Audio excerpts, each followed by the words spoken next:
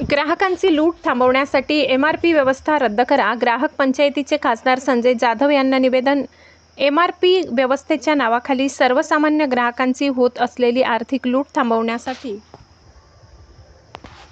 सध्याची एमआरपी व्यवस्था रद्द करून ग्राहक हिताचे स्वतंत्र दर निर्धारण धोरण लागू करण्यात यावे अशी मागणी अखिल भारतीय ग्राहक पंचायतीच्या वतीने करण्यात आली. या संदर्भात परभणी लोकसभा मतदारसंघाचे खासदार बंडू उर्फ संजयजी जाधव यांना घनसावंगी येथे निवेदन देण्यात आले. निवेदन स्वीकारल्यानंतर खासदार जाधव यांनी ग्राहक पंचायतीच्या पदाधिकाऱ्यांशी चर्चा केली.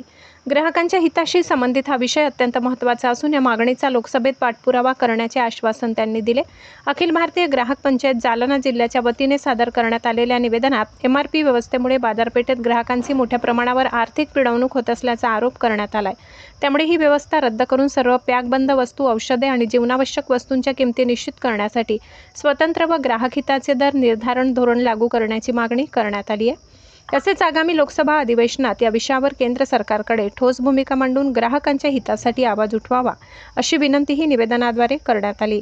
यावेळी अखिल भारतीय ग्राहक पंचायतीचे जिल्हाध्यक्ष डॉक्टर रमेश तारगे, जिल्हा सहसचिव सुरेंद्र पोद्दार, घनसावंगी तालुका अध्यक्ष मारुती सावंत, जिल्हा कार्यकारिणी सदस्य बाबासाहेब हेमके यांच्यासह मधुकरराव बाबूराव मुळे, राहुल काळे आणि इतर पदाधिकारी व कार्यकर्ते उपस्थित होते. सुरेश पोटे, संपादक, माधव न्यूज, महाराष्ट्र.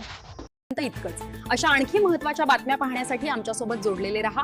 आमचा व्हिडिओ लाईक, शेअर आणि चॅनल सबस्क्राईब करायला विसरू नका. धन्यवाद.